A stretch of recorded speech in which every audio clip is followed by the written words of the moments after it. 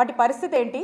Already మా టెన్యూర్లోనే మేమున్నప్పుడు దానికి కావాల్సినటువంటి ఇన్ఫ్రాస్ట్రక్చర్ని, దానికి తగినటువంటి కొంత గ్రౌండ్ వర్క్ అనేది మేము పూర్తి స్థాయిలో కూడా మేము చేయడం జరిగింది. ఇంకా కొంత చేయవలసింది ఉంది. ఆ చేయవలసింది కూడా ఇప్పుడు ప్రభుత్వంగా ఆ బాధ్యత మీ మీద ఉందని తెలియజేస్తూ ఉన్నాం.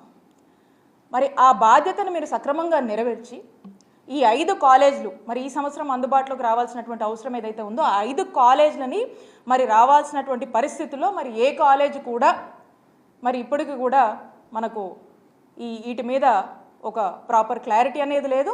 అండ్ అందులో మనం చూసినట్టయితే మీరు ఈ 5లో పులివెందుల మెడికల్ కాలేజ్ దీనికి సంబంధించి కొన్ని సీట్లకు, కొన్ని ఎంబీబీఎస్ సీట్లకు మనకు పర్మిషన్ వస్తే ఆ వచ్చినటువంటి ఆ పర్మిషన్ కూడా మరి దేశ చరిత్రలో ఏ రాష్ట్రం కూడా చేయనటువంటి దుస్సాహసం ఈ కూటమి ప్రభుత్వం చేసి రిటర్న్లో మాకు ఈ మెడికల్ కాలేజ్ వద్దు అని లెటర్ రాసినటువంటి ప్రయత్నం మరి మన ఆంధ్రప్రదేశ్లో మొట్టమొదటిసారిగా కూటమి ప్రభుత్వం చేసింది. నేను అడుగుతా ఉన్నాను, ఒక మెడికల్ కాలేజ్ తేవాలంటేనే ఎంత కష్టమో, 100 ఏళ్లకే 11 మెడికల్ కాలేజ్ మనకు ఉన్నటువంటి చరిత్ర మనకు ఉంటే మరి 5 సంవత్సరాల కాలంలో 17 గవర్నమెంట్ మెడికల్ కాలేజ్ తీసుకురావాలనేటువంటి ఒక గొప్ప సంకల్పం జగన్మోహన్ రెడ్డి గారు చేస్తే దాంట్లో 5 సంవత్సరాల్లో 5 మెడికల్ కాలేజ్ తీసుకొచ్చి ఈ సంవత్సరం 5 అందుబాటులోకి రావాల్సినటువంటి పరిస్థితి ఉండగా, వచ్చే సంవత్సరానికి 7 కాలేజీలు మళ్ళీ అందుబాటులోకి రావాల్సినటువంటి పరిస్థితి ఉండగా మరి వచ్చినటువంటి ఒక కాలేజ్కి వద్దు అని చెప్పి మీరు రిటర్న్లో లెటర్ రాశారంటే దీన్ని ఏమనుకోవాలి? అంటే స్పష్టంగా అర్థమవుతా ఉంది. అంటే పులివెందుల మీద మీకున్నటువంటి ద్వేషభావం, మీకున్నటువంటి రాజకీయ కక్షలతో పులివెందుల మెడికల్ కాలేజ్కి అనుమతులు వస్తే కొన్ని సీట్లకి వద్దని మీరు లెటర్ రాశారంటే ఇది మనకు స్పష్టంగా అర్థమవుతా ఉంది. ఇలానే మనం మొత్తం మీద కూడా చూసినట్టయితే మనకు స్పష్టంగా మొదటి నుంచి కూడా అర్థమవుతా ఉంది. ఏమని? ఈ మెడికల్ కాలేజ్ తీసుకురావాలి, ఈ రాష్ట్రంలో టెరిషరీ కేర్ స్ట్రెంథన్ చేయాలి అనేటువంటి ఆలోచన జగన్మోహన్ రెడ్డి గారు చేశారు. ఈ ఆలోచనని బాధ్యతగా మనం బాధ్యతగా అడుగులు వేసి మనం 5 కాలేజీలు తెచ్చాము, ఇంకా 5 రావాల్సినవి ఉన్నాయి. దీని మీద ఇప్పుడు కూటమి ప్రభుత్వము వాళ్ళు బాధ్యత తీసుకొని దీన్ని ఓన్ చేసుకొని ఈ రాష్ట్రంలో ఉన్నటువంటి ఎంతోమంది మెడికల్ ఎడ్యుకేషన్ చదవాలనుకున్నటువంటి విద్యార్థుల యొక్క ఆలోచనని, విద్యార్థుల యొక్క ఆశయాల్ని ఈరోజు కేవలం జగన్మోహన్ రెడ్డి గారికే ఇవన్నీ మనం అమలు చేస్తే పేరు వస్తుందనే దానికోసము ఈరోజు వాళ్ళ ఆశయాలను బలి చేస్తూ ఈ కూటమి ప్రభుత్వం అడుగులు ముందుకు వేస్తుందని తెలియజేస్తున్నాను.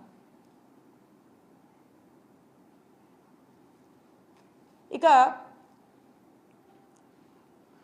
ఈ 5 కాలేజీ ఈ సంవత్సరంలో రావాల్సిన వాటికి పరిస్థితి ఎలా ఉంది? ఇక నాకు తెలిసి నెక్స్ట్ ఫేజ్లో మనం అనుకుంటున్నటువంటి ఇంకో 7 కాలేజీలు ఉన్నాయి.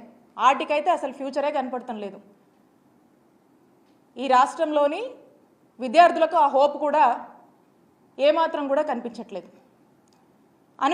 కూడా. ఎందుకంటే లీస్ట్ రెస్పాన్సిబిలిటీ, ఇర్రెస్పాన్సిబిలిటీ, వాళ్ళ యొక్క బాధ్యత నుంచి వాళ్ళు తప్పించుకుంటున్నారు అనేది మనకు స్పష్టమవుతా ఉంది. దీని మీద ఒక క్లారిటీ ఇస్తే, దీని మీద ఎక్స్ప్లెనేషన్ ఇస్తే చర్చ జరుగుతుంది.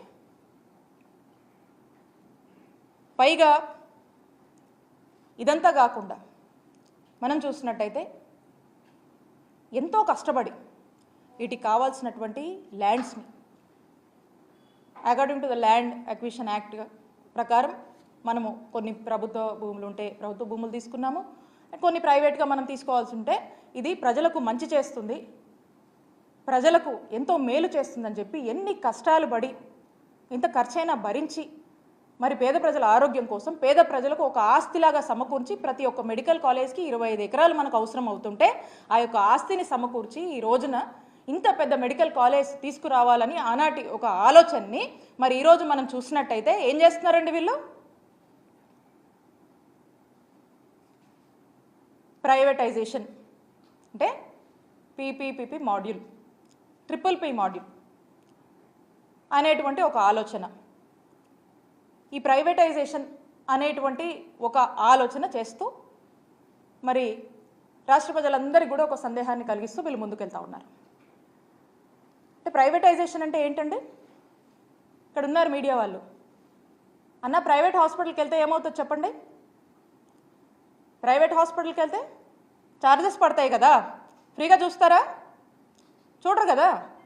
మరి ఈ మెడికల్ కాలేజ్తో అనుబంధంగా ఉండేటువంటి హాస్పిటల్కి రాష్ట్ర ప్రజలు వస్తే అక్కడ మనము ఉచిత వైద్య సేవలు అనేది అందిస్తారు ప్రజలకి.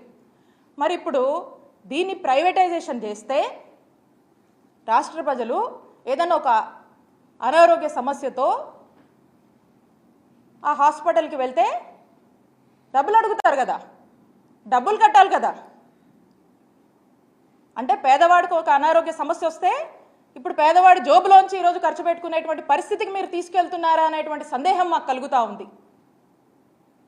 అంటే దీన్ని బట్టి మనకు స్పష్టంగా అర్థమవుతా ఉంది ఈ యొక్క మెడికల్ కాలేజ్ అన్నిటినీ కూడా ఈ ప్రైవేటైజేషన్ పేరుతో ప్రైవేట్ వాళ్లకు దారాదత్తం చేస్తూ ఒక పెద్ద స్కామ్కి తెరతీస్తున్నారని మనకు సందేహం కలుగుతూ ఉంది.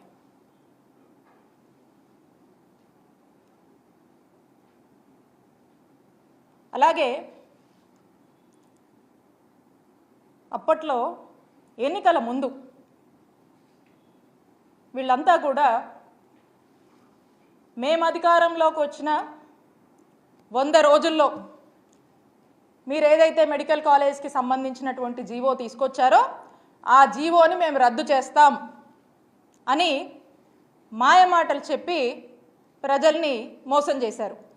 మరి ఇప్పుడు మీరు అధికారంలోకి వచ్చి దాదాపు 100 రోజులు మీ ఎవరేమో అడ్డుకోలేదే. ఆ రోజున ఈ మెడికల్ కాలేజ్ తీసుకొస్తే ఈ మెడికల్ కాలేజ్ వాళ్ళ యొక్క సెల్ఫ్ ఫంక్షనింగ్కి ఎక్కడ ఇబ్బంది అవుతుందోనని అవి సెల్ఫ్ సర్వైవ్ అవ్వాలి, సెల్ఫ్ సస్టైన్ అవ్వాలి అనేటువంటి ఒక ఆలోచనతో సెల్ఫ్ ఫైనాన్సింగ్ అనేటువంటి ఒక విధానాన్ని మేము తీసుకొచ్చాం.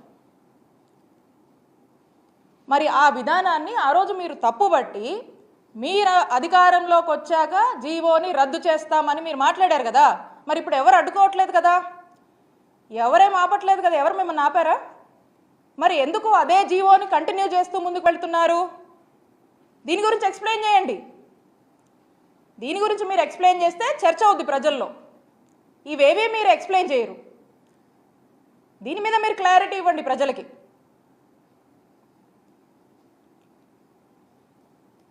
ఈ విధంగా మనం చూసినట్టయితే ఈ కూటమి ప్రభుత్వం ఇక్కడ వాళ్ళే ఉన్నారు, ఆ పైన వాళ్ళే ఉన్నారు. వీళ్ళు చేయాలంటే మనసు పెట్టి చేయాలంటే ఖచ్చితంగా ఈ సంవత్సరం రావాల్సినటువంటి 5 మెడికల్ కాలేజ్ అందుబాటులోకి వచ్చేవి. రేపు రావాల్సిన వాటి గురించి కూడా ఒక ప్రణాళిక, దాన్ని కూడా ఒక యాక్షన్ ప్లాన్ అనేది నడిచేది. కానీ మీలో ఆ కమిట్మెంట్ లేదు, మీరు ఆ రెస్పాన్సిబిలిటీ తీసుకోవట్లేదు. ఎంతోమంది పేద విద్యార్థుల వాళ్ళ యొక్క ఆశల్ని మీరు బలి చేసే విధంగా మీరు అడుగులు ముందుకు వేస్తూ ఉన్నారు. ఖచ్చితంగా దీని మీద మీరు ఒక క్లారిటీ ఇవ్వాలి, దీని మీద మీరు ఎక్స్ప్లెయిన్ చేయాలి. ప్రజల్లో చర్చ జరుగుతుంది, అప్పుడు అదే చర్చ.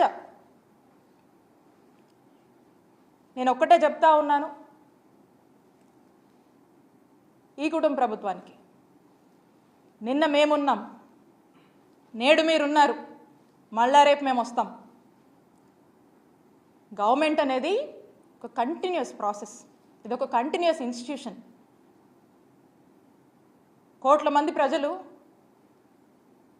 ఎంతో ఆశతో ఈ రాష్ట్రంలోని ఎంతోమంది పేద ప్రజలు గవర్నమెంట్కి వాళ్ళ యొక్క అండ, వాళ్ళ యొక్క భరోసా కోసం, వాళ్ళ యొక్క సాయం కోసం ఎదురు చూస్తూ ఉంటాయి.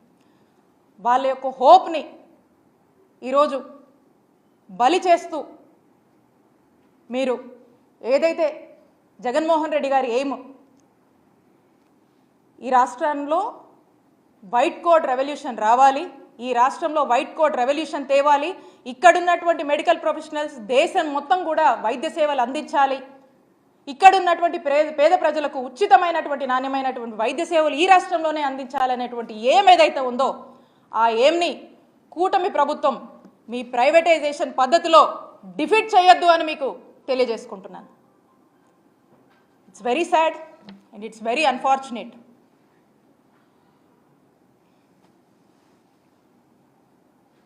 Please subscribe Dot News.